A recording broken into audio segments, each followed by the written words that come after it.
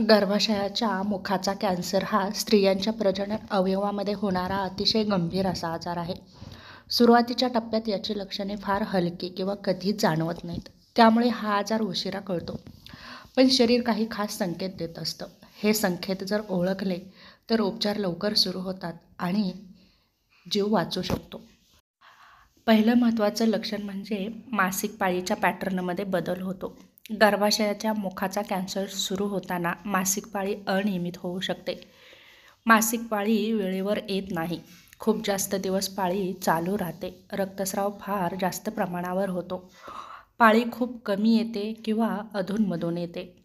हे बदल शरीरातील हार्मोन्स आणि गर्भाशयाच्या पेशीमधील बदलामुळे दिसून येत असतात. त्याचप्रमाणे संभोगानंतर रक्तस्राव होणं यालाच सर्वात महत्त्वाचं सुरुवातीचं लक्षण मानलं जातं. पती-पत्नीच्या संबंधानंतर योनीतून रक्त येणं, रक्त खूप जास्त नसलं तरीही हे दुर्लक्षित करू नये.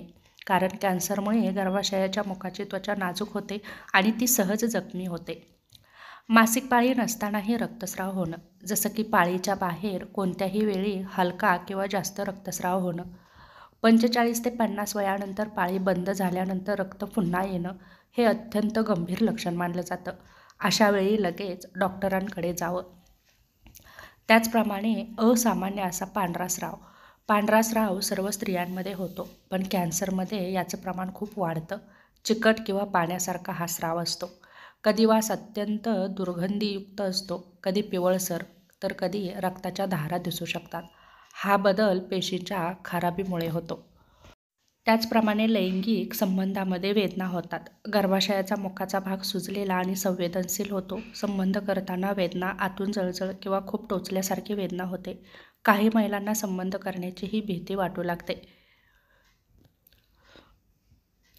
खालच्या पोटात किंवा कमरेत सतत वेदना होतात.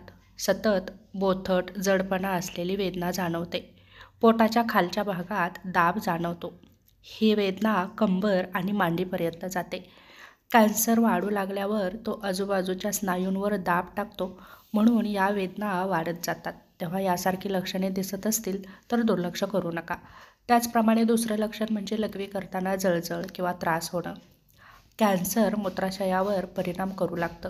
लघवी करताना त्रास होतो, जळजळ होते, वारंवार लघवी होते, कधी लघवीतून रक्त येतं, वजन झपाट्यानं कमी होतं, थकवा वाढतो, शरीरामध्ये उत्साह राहत नाही, काम करण्याची शक्ती शरीरामध्ये राहत नाही, भूक कमी होते, शरीर अन्नाचं पचन नीट करू शकत नाही, शरीरात कॅन्सर पेशी निर्माण होतात, त्यामुळे ऊर्जा कमी होते.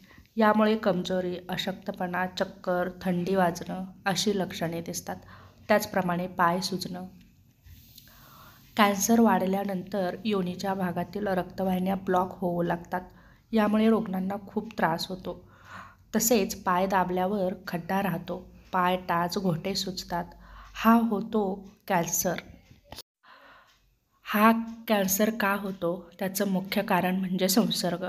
हा संसर्ग साधारणपणे लैंगिक संबंधामधून होतो, जसं की अनेक साथीदार असणं, अनेकांशी संबंध ठेवणं, स्वच्छता न ठेवणं, खूप लहान वयात लैंगिक संबंध सुरू करणं हे या आजाराचं मुख्य कारण आहे. गर्भाशयाचा कॅन्सर लवकर शोधण्यासाठी चाचण्या केल्या जातात, जसं की पॅप स्मिअर टेस्ट. 21 वयापासून दर 3 वर्षांनी स्त्रियांनी ही चाचणी करून घ्यावी, जेणेकरून जर संसर्ग झाला असेल तर लक्षात येऊ शकतो. ही सोपी आणि वेदनारहित चाचणी आहे. कॅन्सर सुरू होण्याआधीच बदल आढळतात, जसं की HPV टेस्ट. कॅन्सरचा धोका आहे का ते समजतं. लक्षात ठेवा, लक्षणे दिसली म्हणजे उशीर झाला असं नाही, पण लक्षणे जर दुर्लक्षित केली तर कॅन्सर मात्र नक्कीच वाढू शकतो. त्याच्यामुळे या लक्षणांकडे दुर्लक्ष न करता ज्या टेस्ट आहेत त्या करून घेणं गरजेचं आहे. वेगवेगळी लक्षणं दिसली तर लगेच डॉक्टरांचा सल्ला घेणं गरजेचं आहे. कारण छोटी छोटी लक्षणे जर तुम्ही लक्षात घेतली आणि उपचार जर केले, आजार लवकर बरा होऊ शकतो.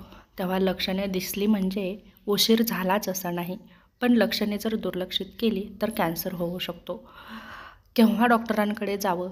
तर संभोगानंतर रक्तस्राव होत असेल, मासिक पाळीच्या बाहेर रक्त येत असेल, पांढरा स्राव खूप वाढलेला असेल, पोटाच्या खालच्या भागात जर सतत वेदना होत असतील तर तुम्ही नक्कीच डॉक्टरांचा सल्ला घेऊन योग्य ते उपचार करून या आजारावरती नक्कीच मात करू शकता.